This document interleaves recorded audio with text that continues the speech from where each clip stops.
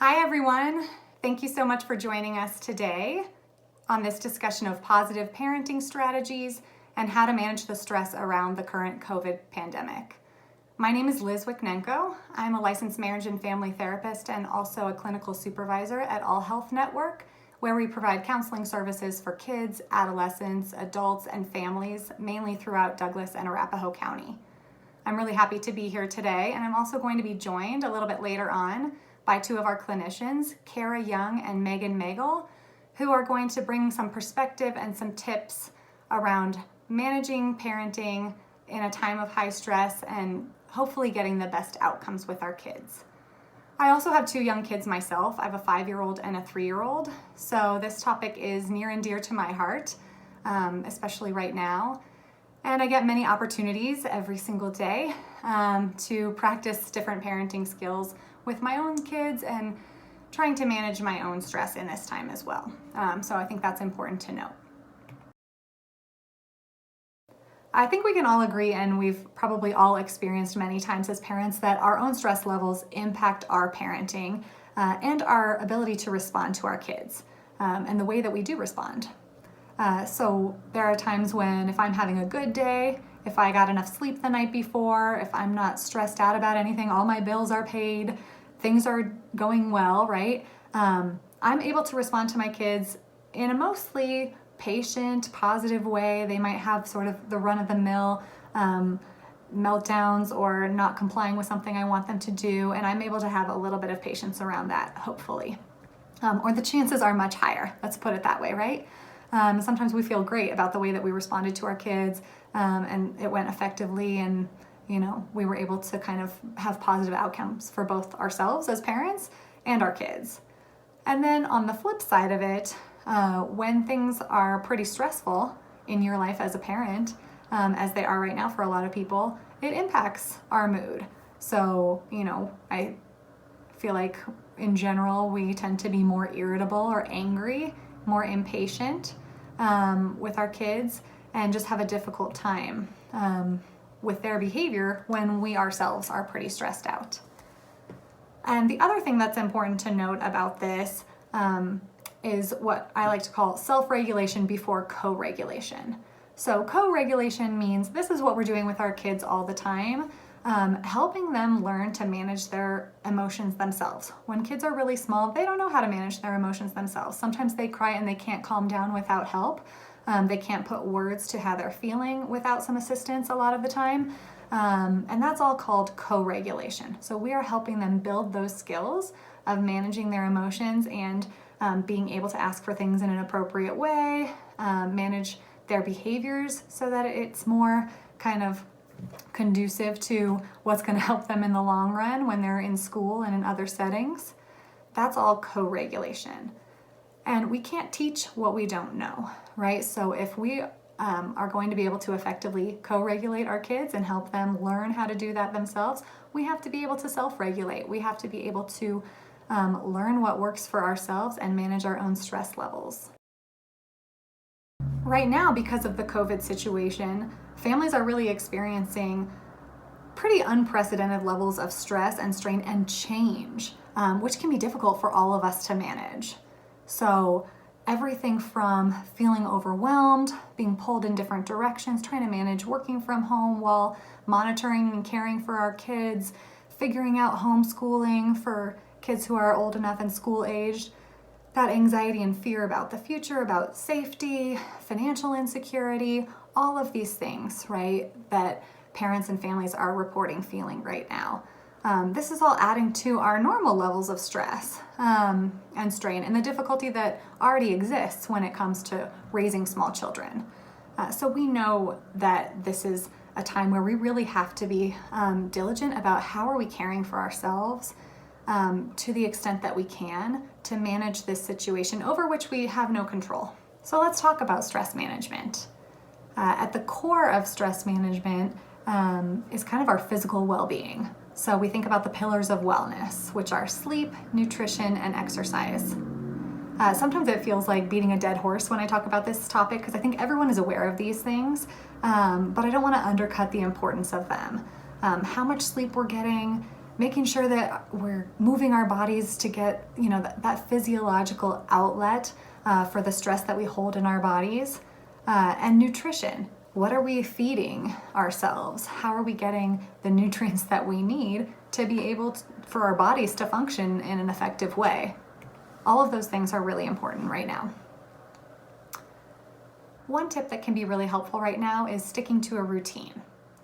So this can look different for different people. It's not a one-size-fits-all approach. I think some families and some individuals really like to have a lot of structure and a lot of routine. I've seen the kind of color-coded charts that are kind of going around online that really mirror maybe the school day, and it's pretty detailed.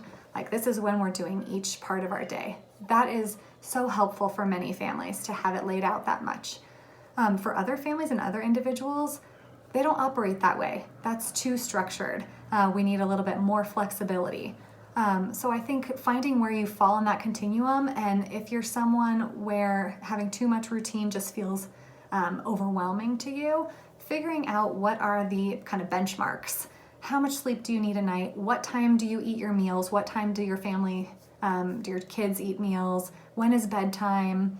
All of those things are really important to try to keep standard. When everything else is chaotic, sticking to having some routine can be very helpful, especially for kids. Same thing with self-care type things like showering, brushing teeth, getting dressed so we're not wearing our pajamas all day, every day. Maybe it's fun sometimes, but wearing clothes that are comfortable and make you feel good. Those little things. I've heard about, people wearing lipstick even though they're at home and no one's seeing them. Like, what is it for you that helps you feel like you're taking care of yourself and you're able to move forward in a positive way with your day? Also, being flexible where you need to be flexible right now, which I mentioned before, but I have heard of families that are having to get creative. If your kids are school aged and you are working full-time from home, maybe you're doing their homeschooling lessons, early in the morning before you start your workday or right at the end of your workday. How do you manage the realities of your expectations and responsibilities in a way that works for your family? And we do sometimes have to get creative and flexible in those ways. It can also be helpful to create some sort of structure in our day. We have a lot of transitions in our normal lives that just happen naturally. Like maybe your commute to work is kind of a transition. And when we are all home and not really getting out as much, we don't always have those, and we kind of have to be more intentional about building them in. So that can be something like changing your seat, like going for a walk in the morning with your pet or with your kids. That's the change of scenery, that's the change of environment that kind of can be the differentiating mark between breakfast and starting our workday. Or maybe you put on some music or light a candle or something while you're making dinner. So that's like a symbolic gesture that separates the workday or the school day from now we're having dinner, now we're having family time, now we're relaxing. So what does that look like for your family? Getting outside is really helpful. Getting that sunshine, that vitamin D. Right now we're lucky that the weather is conducive to this, but even 5 or 10 minutes drinking your coffee outside, doing some yard work, even just opening the windows and the blinds in your home to get that sunshine coming in, that air circulation, that's really important right now. Same thing for getting moving. So we talked about exercise in the pillars of wellness, but I also just wanted to note that that can be different for everyone as well. It doesn't have to be, going for a run or something like that. It can be stretching. It can be doing something physical like spring cleaning or organizing your home. Like you are getting your body moving and you're accomplishing something tangible. That's a big stress management technique that most people find really helpful, is controlling what we can control. Find something manageable, not overwhelming, and where you can see the difference between start to finish, and really, focusing on that and accomplishing that task, those little small senses of accomplishment. I think that applies too in terms of getting moving. It doesn't always have to be something where your heart rate is off the charts. You just want to be active. Take space. This is a really difficult one if we are all, on top of each other, confined to our homes. But how can we find ways to give each other space when we need a break from one another? This is really important for kids. If they need a place to calm down, is there a place where they can do that safely? And for us as adults and as parents, even 2 minutes, it can be really difficult to be monitoring your kids and taking care of them, and also trying to find any space for yourself. I understand that. I get that. I think even 2 minutes makes a difference. If you're intentional about what you're doing with that 2 minutes, whether it's taking a deep breath, closing your eyes, focusing on your intentions for the day, maybe it's, a quick text to a friend, whatever that is for you that helps you manage stress, finding ways to take that space as a parent to kind of refocus you. Also, give grace. Give grace to yourself, give grace to others right now. This level of stress can bring out the worst in anyone. So just knowing that and anticipating that there might be additional behavioral outbursts with your kids or additional conflicts with family members in your home, how can we respond gently? How can we give each other the benefit of the doubt that we're all doing the best that we can right now? And same thing towards ourselves. Some parents who have pretty high expectations of themselves and are used to, checking everything off their list and being in control of things, it's difficult when when things are not going as planned, or when you can't plan for anything. So giving yourself grace right now to let go of a few things and try to focus on what's your top priority right now, what matters the most in terms of getting through this situation. Connecting with others and connecting in our community. So one of the great things that I've seen from a lot of families right now is people are trying to connect with each other. When we're not able to connect face to face, a lot of families are really increasing the amount of time they're spending on phone calls, FaceTime. People are doing virtual game nights or sending each other care packages or postcards in the mail. Who do you want to reach out to in this time, and how can you stay connected to people as much as possible? Human beings are not meant to be isolated.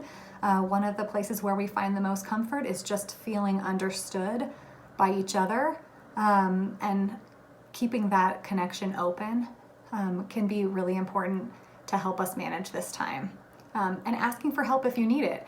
This can be something small, like, you can't find toilet paper anywhere. People are posting with their neighborhoods and sharing items with each other when they can. How can you ask for help in those small ways or in the larger ways? There's a lot of organizations that are still operating right now just because we can't be face-to-face. There's counseling via telehealth and virtual options for connecting with professionals if you need some assistance to just manage your stress levels right now. I really encourage everyone to think about that and to reach out for help if you feel like that would be helpful for yourself or your child or another family member. Also, we want to connect with our community. If you have the capacity to help others, how can you help others right now? That can be something like helping a friend or a family member who needs something, and you're going to help them access that, or go shopping for them if they're compromised and can't do that themselves. It can be reaching out to others to help them emotionally and to cope with all of this. And it also could be something like supporting local businesses that matter to you. How can you support a business that might be struggling right now if you have the capacity to do that? I think a lot of people are finding a big sense of meaning around, sewing masks for each other or donating financially. Whatever that means for you, how can we connect with our community and be part of the solution in the way that we can? We want to limit our media consumption right now. And when I talk about limiting media consumption, I'm talking about the amount of time we're spending every day. It can be overwhelming getting all of this information in this kind of culture that we live in. It's accessible to us and it's a lot to kind of sort through. So how do we limit the amount of time that we're spending, and how do we also be cognizant about the sources where we're getting our information and making sure that it doesn't feel sensationalized, it feels helpful, fact-based, And same thing in terms of how we talk about situations and how we talk about this around our children. We want to really be cognizant of that. They pick up on that if you're watching the news and your kids are around. Sometimes that can create some anxiety and fear in your kids if they're not getting the message in a way that's age appropriate to them. There's a lot of really great resources out there in terms of explaining the COVID virus to kids. Even for young kids, I recommend the 0to3.org website that can talk about, for really young kids, how do you describe this situation to them in an age appropriate way so they don't have unnecessary fear.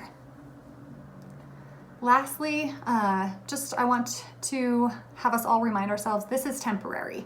Take it day by day. Some days, a lot of parents have reported to me that some days feel fun. They feel great. They feel, people are enjoying extra family time. You can have a great day, and then other days might feel really overwhelming and stressful. So just know that those ups and downs are normal and something that we're all experiencing right now. And this is temporary. So we act with the information that we have right now, and we try to do our best to manage it. I'm now going to pass it off to Kara Young, who's going to discuss a little bit about our connection with our kids and how we can learn to acknowledge their feelings and just make our day-to-day interactions with our kids as positive as possible, which really lays the groundwork for being able to manage difficult behaviors or get compliance when we have that foundation of a strong relationship with our kids. So I just want to welcome Kara Young.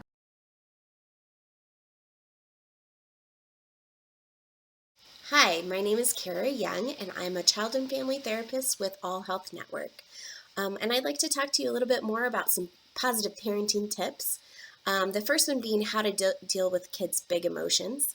Also, how to provide instruction and correction to kids through connection rather than punishment. And then how to use more positive language in your house, which really encourages compliance and also just keeps the mood in the house so much nicer for everyone. So the first thing in dealing with kids' big emotions is just being able to acknowledge feelings and help a kid learn to identify and express what they're feeling. So the first step is obviously to think through what they're feeling, then to be able to verbalize it, tell you what they were needing in words rather than exploding, and then also be able to respond appropriately to address their needs, which is really going to come in handy as they become teenagers and adults. So obviously this is something that doesn't come super naturally to all of us. It is a learning process, and your job as a parent is just to break it down for your kids, to help them be able to work through it mentally, to be able to do it without your help eventually. So the first step is to identify the emotion. And I gave you some examples in the slide. But basically the idea is that when they're reacting really emotionally or very upset or yelling or throwing or hitting or anything like that, it's to be able to first get them to stop and think about how they're feeling. So you point out to them, wow, it looks like you're really frustrated, or it seems like you're really upset. And then kind of just get them to key in on what emotion they're actually feeling. After you identify the emotion, then it's helpful for your kids if you empathize with it. Let them know that that's a normal feeling, that they should, that it's normal to feel those big emotions, and that it's really hard to deal with. And that you understand that you get frustrated too, you get upset too, that kind of thing. I always like to offer to help so that they see kind of like a light at the end of the tunnel, like you're there to help them. And then always ask them to try an appropriate response to their frustration. So sometimes I'll say to my kids, when you're feeling frustrated, you can say, Mom, please help me. And then I'll actually have them try that and say, Mom, please help me. And then I'll just respond super exuberantly and say, sure, I'd love to help you with that. How can I help you? Sometimes I also say things like, when I'm super frustrated and I can't get something to work, I just take a deep breath, and that sometimes helps me feel better. Why don't you try that with me?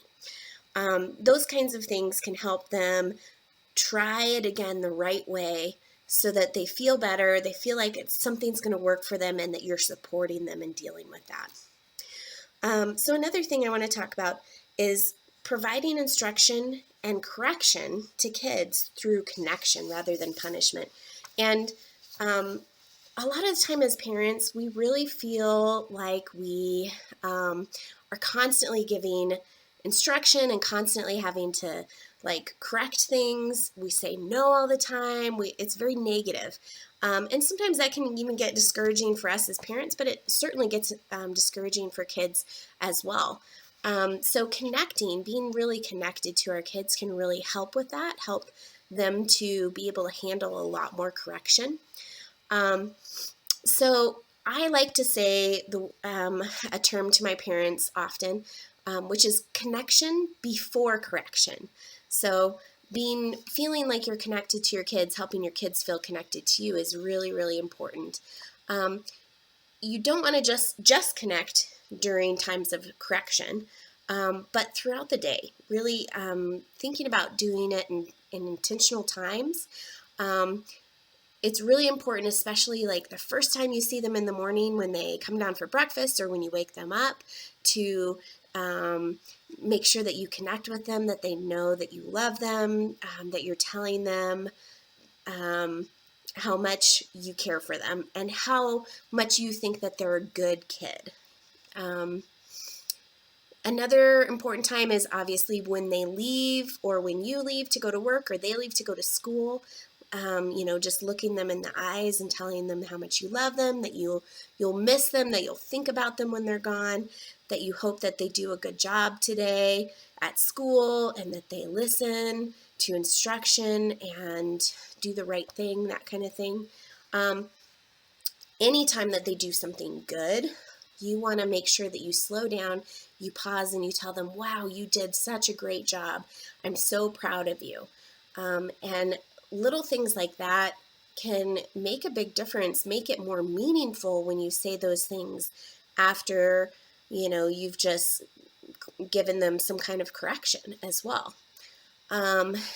Obviously, spontaneous times are always good too. Just sometimes, if they're playing happily and you're like, wow, that's really nice. And you can point that out to them. Wow, you're doing such a great job playing all by yourself and entertaining yourself.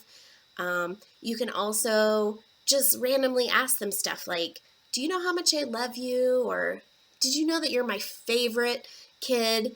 Or do you know that I'm always so proud of you? And then also before and during correction. So the example that I put is when you start to correct them, say, I love you so much and I want you to learn how to be a good listener. Can you tell me what you need to do differently next time? That's perfect. You said it exactly right. Let's try that again the right way. And then after they do it the right way, say, wow, that was perfect. I'm so proud of you. It sounds really positive, yet you're making them try to do the thing again in the right way. You're correcting the behavior, you're getting the right response, and yet it sounds so positive. So that's kind of a good example of all of the times that you should be connecting with your kid. Obviously, it's hard to just instantly start doing all of these things, but you can kind of think about it throughout the day and add little things in as you go. When a child feels connected, they're more likely to listen and obey the right way and all of the way. And that's one of the things that I repeat to my kids all the time is we need to listen and obey the right way and all of the way, because it's easy to get kind of a partial agreement to do things or kind of doing it slow instead of quickly, that kind of thing. And so teaching them exactly what you're looking for in obedience is really important. Another thing to be thinking about as you're thinking about how you're responding to them throughout the day is how you react to your kids. Often, we know that when we get upset, it's for a good reason, right? Like your kid spills water all over the floor when you just told them to be careful, and you get really upset, right? And you in your mind say, well, this is a big deal. You just spilled water all over my papers, or, you just broke something that's really important. It can't be fixed. That's a big deal. But your kid doesn't really know the difference between what's a big deal to you and what actually is a big deal versus what they think is a big deal. So sometimes they rip their paper and they just explode. And you're like, don't worry about it. It's just paper. We can tape it. Like, it's not any big deal, right? But they don't know the difference between what's a big deal and what's not a big deal. So your reactions really help them to understand how they should be reacting to something that they think is a big deal. So reminding yourself that you teaching your child the best way to react and your relationship with your child is sometimes more important than whatever it is that they totally messed up. So sometimes when the best thing that you can do is when you're frustrated, you verbally out loud so that they can hear you respond in a way that you want them to respond when they rip their paper. Saying stuff like, it's just water, we'll clean it up. Or when we make a mess, we clean it up. And that's what we do. Responding in those kinds of ways to things that you think are a big deal can really be beneficial. Obviously, there's a lot of times where you just respond automatically. And that is really a great moment for you to even slow down, take a deep breath, and go, I probably could have responded to that better. Say that out loud so that they hear you going through that process. And then you say something calmly like, when we make a mess, we have to clean it up. And that can be a good learning moment for them too, knowing that even adults make mistakes and even adults respond in the wrong way. And when we do, we make a mistake, we try again the right way. So it can be something that you work on and help them to work on at the same time. So I'd like to talk a little bit about correction versus punishment. Punishment is something that we're all very used to. It's what our parents did. Anytime that we did something wrong, we got a punishment or a consequence. And to us, it feels very natural to do. But you'll find yourself as a parent using a lot of punishment, and it can get very negative. And especially as kids grow older, especially into teenagers, they really start to resent punishment and aren't able to process it as well. And so our goal is to get the correct behavior. And so how we can get the correct behavior, we don't always need punishment to do that. The goal is just to get the correct behavior. So however we get that behavior, can work. So teaching them to do it the right way, having them do it the right way, getting that repetition and practice is sometimes a lot better than just having a timeout, if that makes any sense. So the more that you think about correction instead of punishment, getting them to redo the action, then you're getting the results that you want without using punishment. And you're also using that opportunity to connect with them, help them process things and work through what they should be doing instead of what, kind of comes naturally to us, like to explode, that kind of thing. So another pro tip that I put down here is being playful. Sometimes if you want them to do what you want them to do and they're stalling or being frustrating, sometimes bringing it back to playfulness and getting them to do it through joking or laughing or, making a game out of it can still, again, encourage compliance without then leading to you having to give them a timeout because they're not complying. And so thinking about those kinds of things can be helpful as well. One of my favorite things to do with kids is just get them to try it again the right way. it can be really helpful to use some of these verbiage that I have written down here.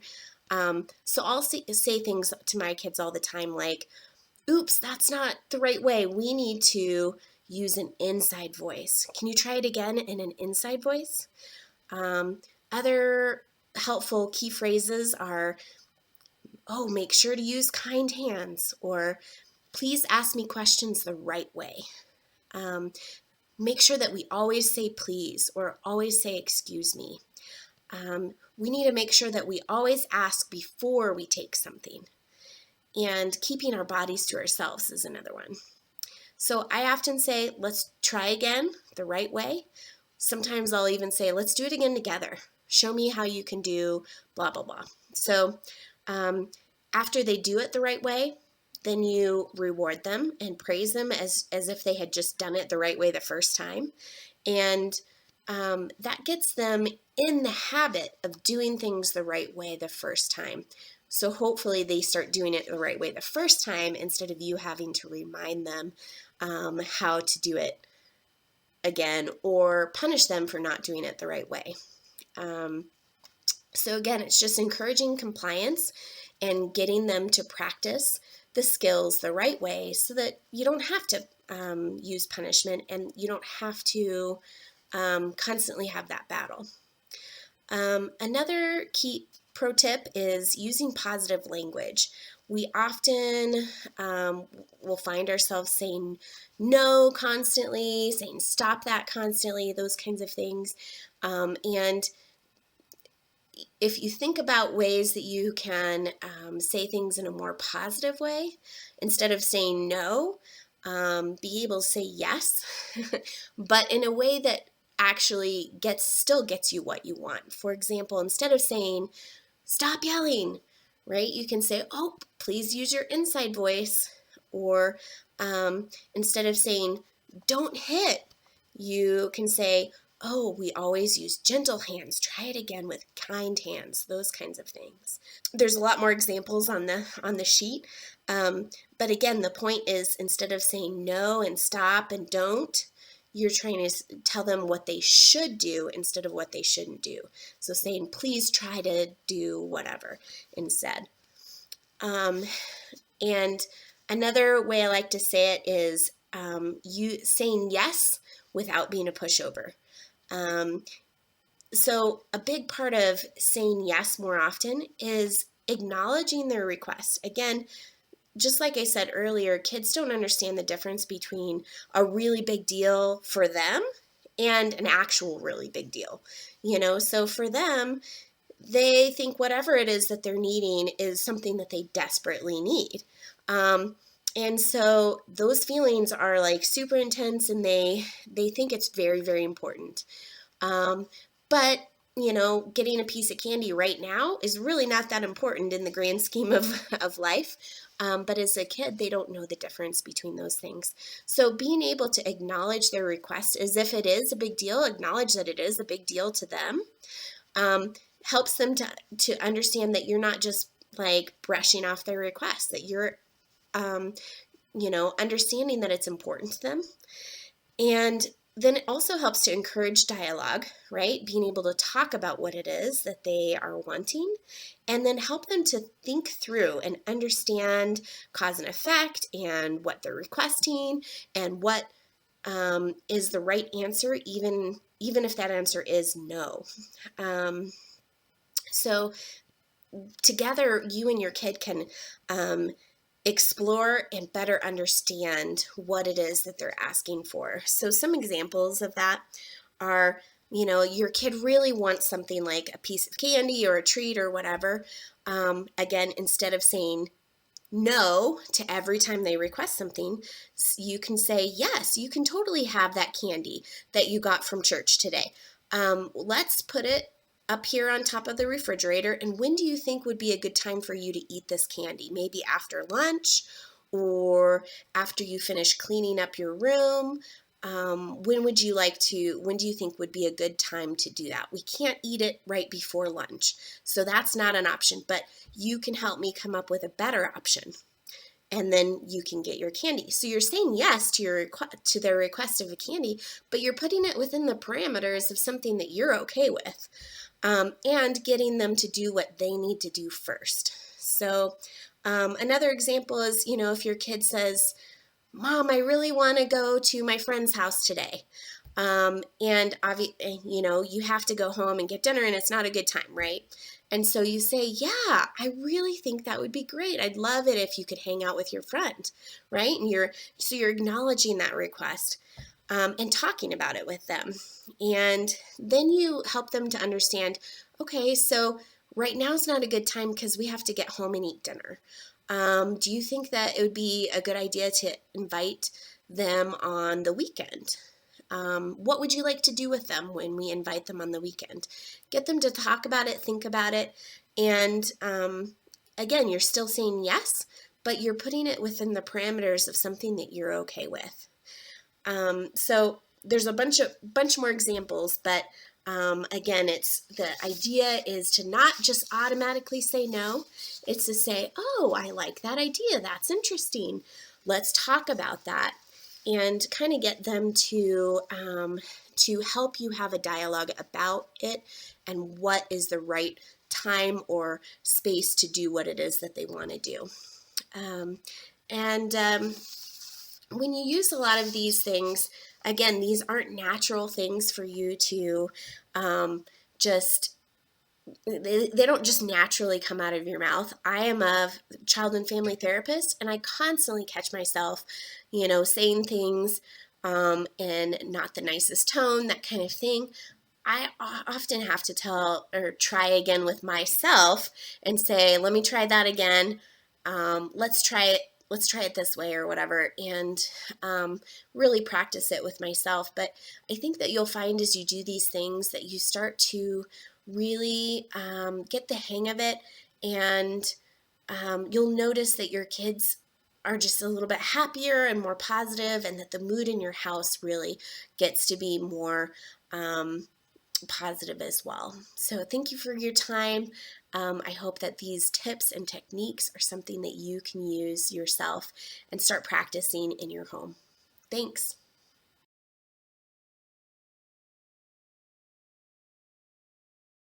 Hi, my name is Megan Magel, and I'm a licensed professional counselor with All Health Network.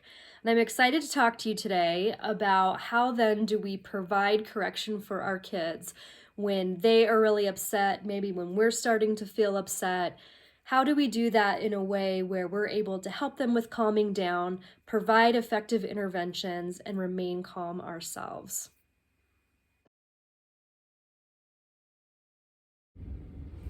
Just to give a brief disclaimer, I am a trust-based relational intervention practitioner. So I've worked for years teaching parents about effective parenting skills, particularly when we're trying to help continue to promote attachment and strong relationships, that we're not parenting out of creating fear within our children, but maintaining a close relationship while we do provide that structure and accountability that they do need. So, just to say, I know that the things that we're talking to you about are a lot easier said than done. When I went through training for TBRI, I went down to Dallas Fort Worth for about a week and participated in role plays and a ton of material for 5 days straight, all day, every day. And on the flight home, I just thought, okay, I'm just really going to nail this parenting thing now. And I got home in about 30 minutes, being home with my son, who's now 6. I just felt like forget it all. I'm gonna just like toss this out, and it's just easier to react and kind of go back to my typical ways of parenting.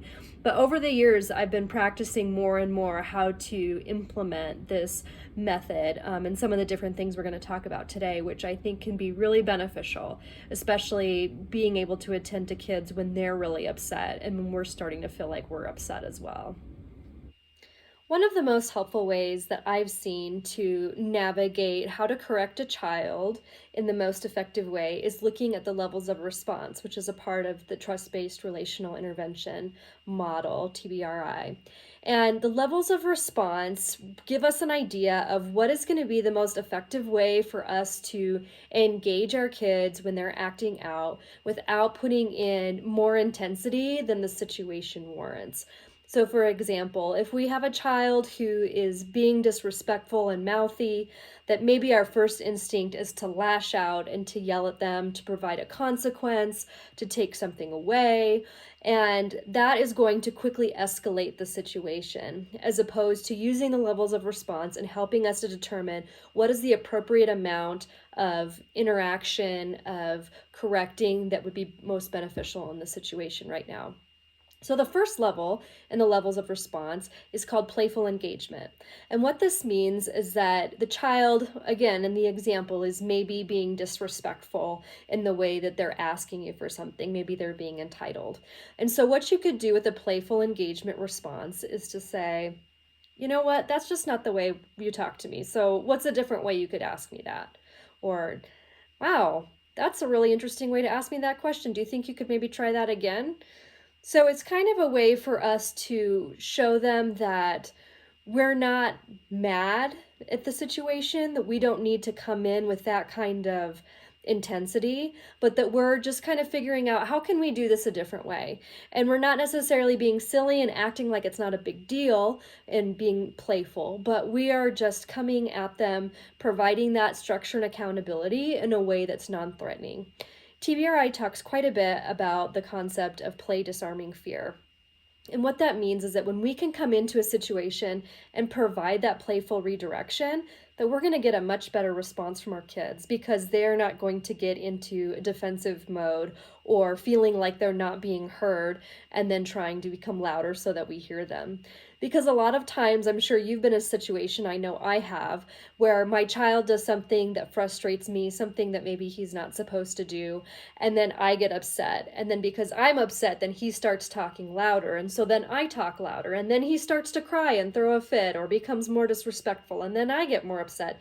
And so it just continues on in this pattern, which is not helpful because we both become escalated and then frustrated, and it's hard to bounce back from that in our relationship and just in the amount of energy that we have for the rest of the day. So instead of engaging in that by being playful, it's not going to elicit the same kind of response from my child, that he's more likely to curb his behavior, redirect his behavior, and try to do something differently. And so we can cut off any kind of escalation that might have happened otherwise. The second level of engagement is called structured engagement. And what this means is that you are providing an opportunity for the child to come to an understanding that you are more serious, that this does mean business, but it doesn't, again, mean that things have to escalate because of that. So in a structured engagement response, what you could do is get down onto the child's level, look at them directly in the eyes, and say to them, you know what, listen, you have two choices now. And then you provide them with two choices. And in that, it's not sacrificing what it is that you want or need. So as the adult, you ultimately are going to be getting what you want and need. It's not that either the child wins or you win.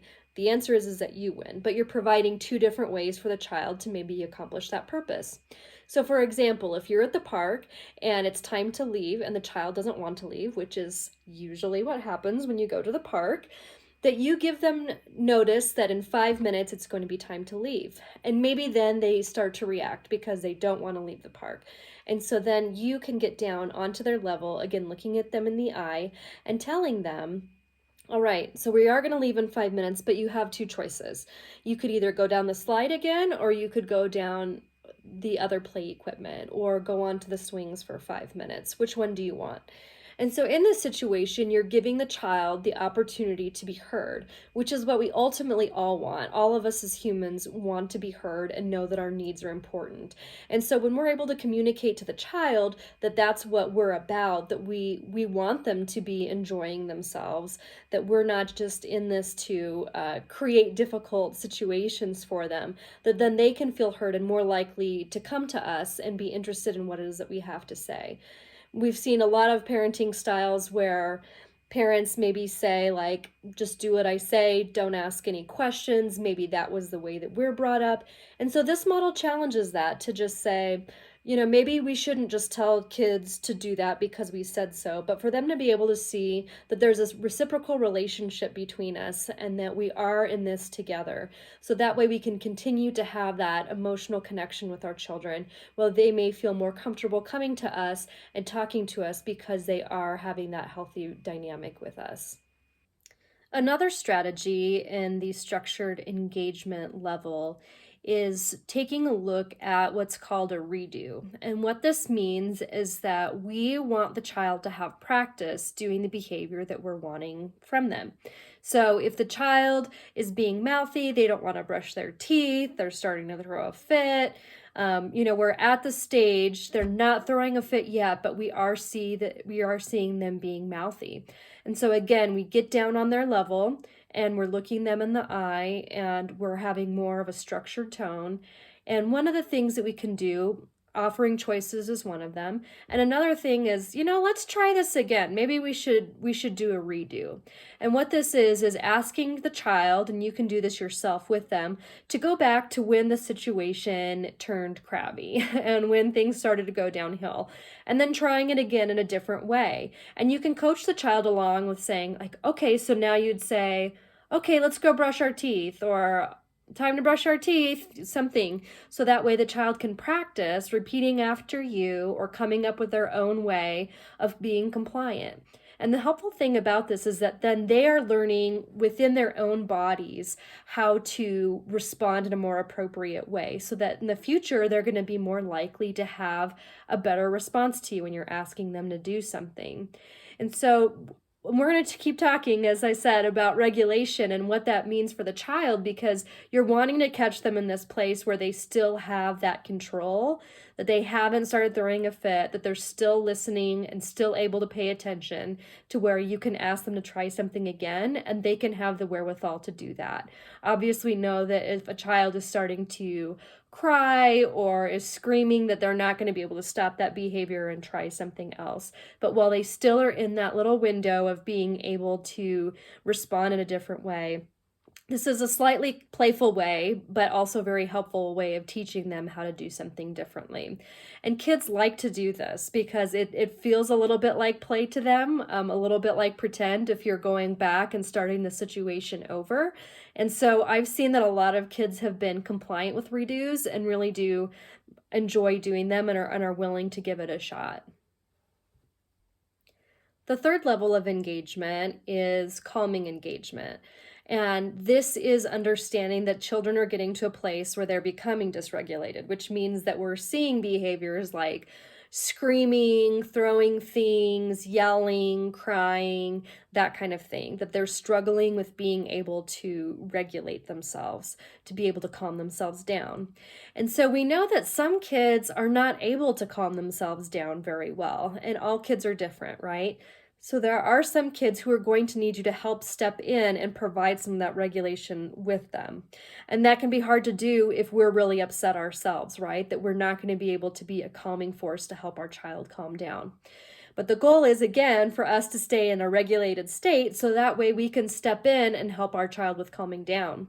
Now, this doesn't mean we give in to them and we cater to them and say, okay, I'm sorry, what's it going to take? But we're able to say, like, okay, I need you to take some deep breaths. Let's go over here for a minute, and giving kind of more of attention to them to be able to help them to get in a better headspace. For some kids, they are able to do this maybe on their own, where you can say, okay, well, let's just take a few minutes to kind of think over what's going on. Let's take a little time out. And the difference kind of between a time out of like, go to your room, and what we're talking about is that we're not trying to send the kids away. We're not saying like, get out of here, go to your room, like I can't stand being around you, that we're not using that kind of language as if it's for us, that we're giving them the opportunity to say, like, I need to calm down. So let's help you figure out a way to calm down so that we can keep talking about what's going on right now. And so there's a lot of different strategies you can use for calming down. I know that there's sometimes that kids need something physical. And so maybe it's like, well, let's go for a walk and talk about this. Or, let's kind of go move around in some way. Let's like shake our bodies. Or, maybe a child does need a hug. And not just because of the comfort that you provide, but because it provides some deep pressure input, which can be calming, similar to like a weighted blanket or something like that, hugging an animal. Those are calming things that can help the child with redirecting. Again, not because we're trying to give the child something good because we're not going to get them in trouble and we're giving in to them, but because we know that if we're coming at them with something that we want them to do and they become really upset, that they're not going to just change their behavior. They're not going to just be able to calm down and do what we're asking. We have to get them to calm down first. And we're going to get into more detail about that as well. So then once the child has been able to calm down, then at that point you can get into figuring out what are the next steps. Is a redo something that's possible where you can, try the behavior again, or is it going to need a little bit of time? And one of the key things with this model is that once you have engaged in one of these different ways of correcting your child, is that when the situation is over, it's over. And that we're not going to keep punishing the child emotionally by ignoring them or talking about their behavior, that kind of thing. That we're going to move through the situation and reconnect with the child and then be able to move on. And that's again where we take a look at parents as to when is it my stuff and when is it the child's stuff. If it's my stuff because I'm still irritated, then I'm going to need to tend to that myself, but I'm not going to continue to take out my frustration on the child.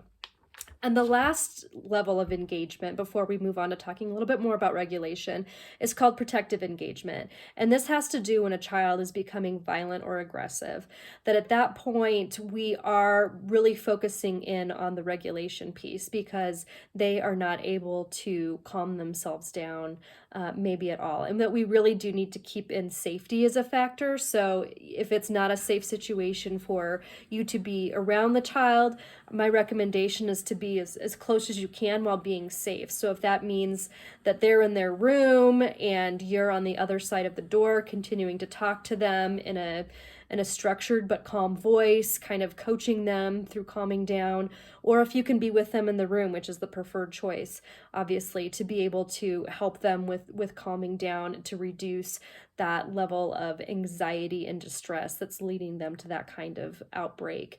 That those are the most beneficial ways, again, to engage. As promised, we're going to talk a little bit about regulation and what that means for helping our child regulate. So the 3 R's here show us that before we can get to reason, our child has to be regulated, okay? And so what that means, kind of through a demonstration, imagining that the hand is your brain, and this part of the brain stem, is the part that we might call the lizard brain, and it has the fight, flight, freeze responses. Okay, so this means if we're being chased by a bear, that we are going to either go into fight, flight, or freeze, right? That we are not going to be sitting there problem solving, thinking of long-term consequences of what's it going to be like being attacked by the bear, but we are just in that primal mode of managing that situation in a safe way. And as we get older, we develop more and more of what is called the prefrontal cortex. And so this part of the brain helps us with decision making, being logical, with understanding long-term consequences, that kind of thing. And we know that, unfortunately, the prefrontal cortex doesn't fully develop until our late 20s, but children are in the process of developing this, and even more so our teenagers. Their prefrontal cortex is really coming online in new and different ways to be able to grasp some of these concepts. But our kids have enough to where that they are able to reason with us, especially as they get to be 4 or 5 years old, maybe a little bit younger, where they can understand some of the things that we're telling them beyond just emotional response. But when a child, or anyone really, starts to become distressed, then what can happen is that prefrontal cortex actually goes offline, where it's not using any of that ability to be able to reason, and it's just acting out of fight, flight, or freeze. And the reason this is important to know is because if we see that our kids are leaving that, what might be called window of tolerance, and their lid is starting to flip and they're not able to reason, that if we come into the situation trying to reason with them and to lecture them and all of that while they're in a state where they're in fight, flight, or freeze mode, they're not going to hear what we're actually saying. And so it's so important for us to be able to take a look at the situation and survey the needs of our child, right? So one of the things TBRI also talks about is see the need, meet the need. When a child is getting into a situation that you're feeling like you need to correct, where is this child? Where are they at in their regulation? Are they needing to have you help calm them down? So before you come in blazing with your consequences or timeouts or whatever, if they're yelling and screaming, that you're able to help calm them down first. Because just telling them to leave the room, leave the situation, acting as though they need to quickly pull it together on their own, they may not be able to do that. So again, it's finding ways to help them with calming down, whether that's through that co-regulation where you're showing them like it's okay to be calm, you're helping them take deep breaths, you're getting them, out of that immediate situation, you're giving them a hug, a weighted blanket, those kinds of things. You're helping them regulate. And as you're doing that with them, particularly, you're helping also relate to them, which gives them kind of a security in knowing that you still are attentive and you still love this child. This doesn't mean, again, that we are saying, hey, no consequences, we'll do whatever you want, we just want you to calm down. It's more of a presence that the child knows that they're developing a secure attachment and knowing that they can be having a hard time and they can come to you and that you can handle it and that you can sit there and be there with them through it, which, as you know, is actually very, very difficult to do. It's easy for me to say, but in the moment, it's actually really difficult to do, to be able to provide that calmness and that unconditional love, being able to present that the way that I do feel it in my heart, present that to my child. And then once you've gone through these steps, hopefully the child is in more of a calm state and you're able to reason with them. You're able to talk to them a little bit more about the situation, why it wasn't okay for them to hit their sister or brother, or how we can't, pull on the dog, or why we shouldn't be doing this or that. So it gives us the opportunity to be able to talk to them in a place where they can actually hear it, as opposed to kind of speaking to them when they're not even paying attention to what we're saying. And so that's how these different things can be factored into the levels of engagement. That when we are in the playful engagement state and we're asking the child like, hey, can we try that again with respect? Or I'd like to see you try that a different way. I bet you could do that. Then we're able to use reason, right? Because they're still thinking. They're still able to kind of put together what we're saying because they're not so emotionally upset. We may need to come in at the stage of relating, right? And that could be as we look at the second stage of engagement, the structured engagement, where we're able to step in and look them in the eye and be able to kind of get on their level, to show them that we're still present while also holding them accountable for what's going on. And in the same way, calming engagement probably comes in with regulate and then relate as well, as we're trying to help them before they get into this fight, flight, freeze mode completely, where it's harder to bring them down to regulate. So my encouragement to you is that you learn how to kind of discern then where your child is at and what's going to be the most effective way to interject yourself in the moment. Thank you, Megan, and thank you also to Kara. So this concludes our presentation today about positive parenting skills. Thank you so much for joining us. I hope that you found it helpful and useful. And I always like to remind people to just try to think about one or two things that resonated with you. We can't really overhaul our parenting style in one day or 1 week. It's more trying a few new things, seeing what resonates, seeing what's effective with your kids, and making those small changes over time that can really make a difference in our connection with our kids and our ability to get some more positive behaviors from them. So thank you so much. We're all in this together, and take care.